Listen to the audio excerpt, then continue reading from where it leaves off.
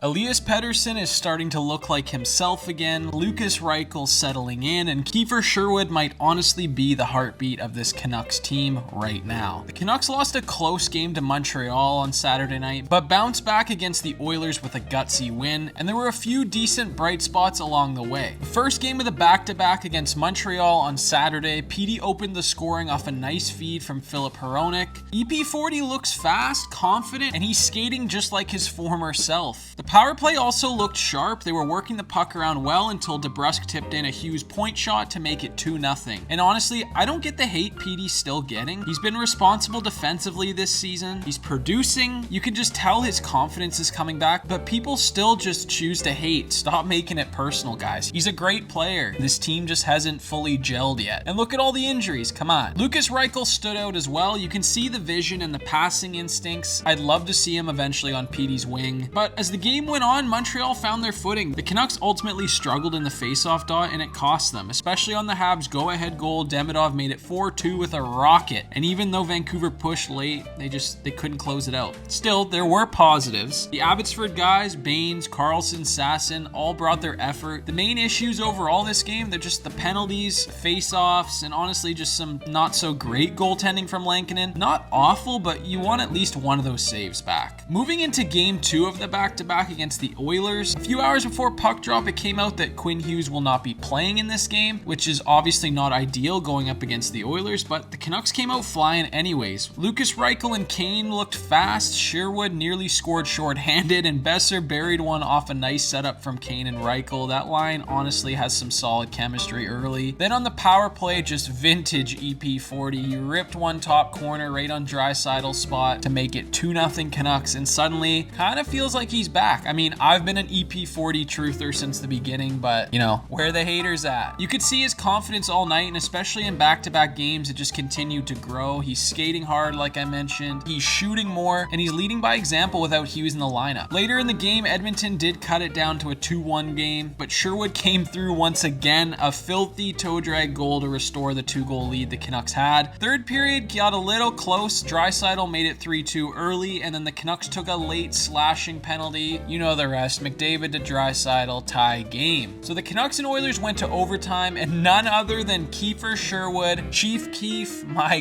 GOAT. And this was perfect timing since I just posted a video earlier in the day over on my Instagram talking about how the Canucks need to extend Kiefer Sherwood. As a longtime fan of this team, it's refreshing to see players that are as hardworking and competitive as Sherwood is to be rewarded with beauty goals like the 2 he had against Edmonton. Honestly, I love Kiefer Sherwood, and I hope he sticks around and re-signs with the Canucks. This game was exactly the kind of effort fans wanted to see, especially with no Quinn Hughes in the lineup, playing with 5 defensemen, and they still gutted it out. Gutsy win for the boys. After 10 games, the Canucks sit at 5-5 on the season. Not perfect, but still not enough for any of us fans to be panicking.